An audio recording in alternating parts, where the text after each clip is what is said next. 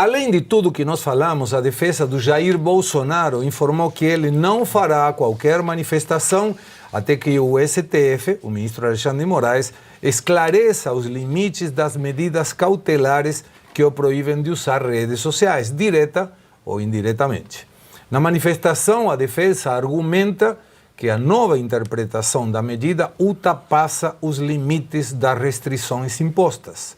Segundo os advogados, a replicação de entrevistas por terceiros nas redes é um desdobramento incontrolável das dinâmicas contemporâneas da comunicação digital. E, portanto, não poderia ser atribuído à vontade de Bolsonaro.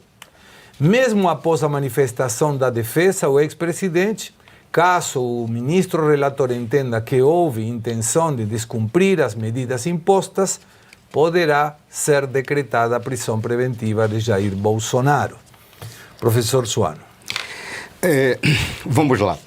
Juridicamente já está muito bem configurado que só tem ilegalidades e não está sendo seguido de forma alguma o processo legal. Isso aí, por exemplo, quando a Ana falou, achei bem interessante, naquilo que vale para os Estados Unidos, também vale aqui no nosso direito. O problema é que o nosso direito ele tem um grau de elasticidade na execução, nas ações, nas interpretações, que isso independe, inclusive, do Alexandre de Moraes. Já existia antes. Como é que a gente chamava isso? Jeitinho. O jeitinho brasileiro. Era aquele lado assim, dizendo, não, mas isso a gente tolera porque é cultural. Na Alemanha, esse cultural não existe, razão pela qual lá eles determinam. Você pode.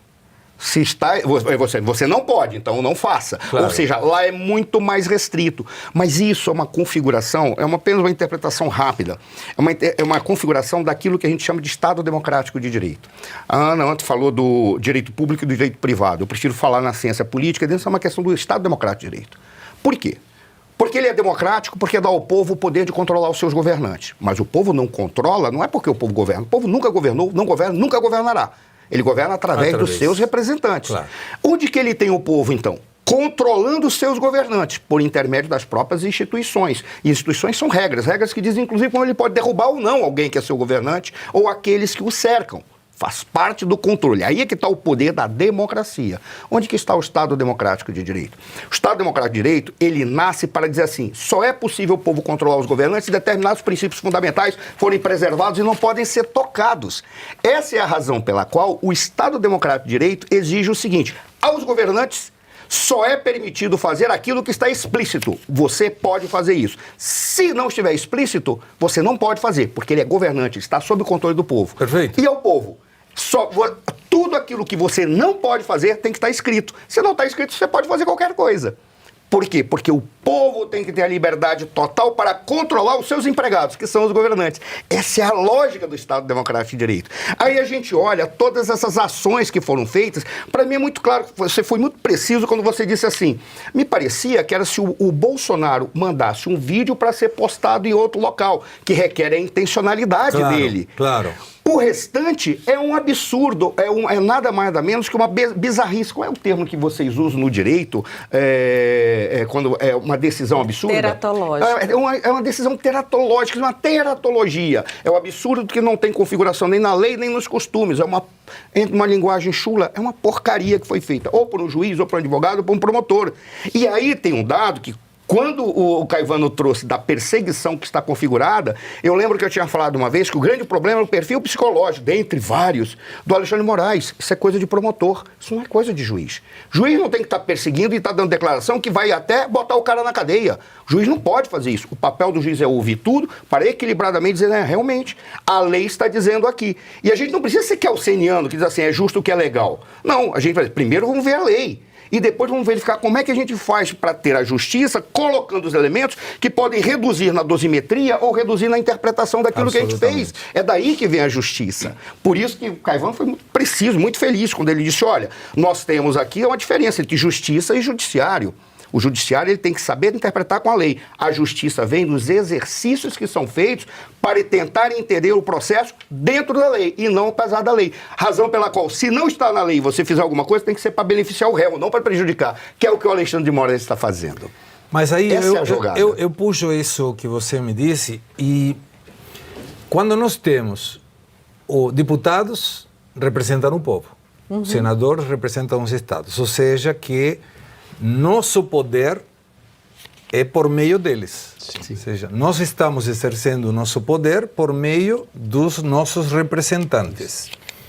A justiça impõe a justiça por meio de Código Penal, Código Civil, Código Processual, sei lá, comercial, o que for.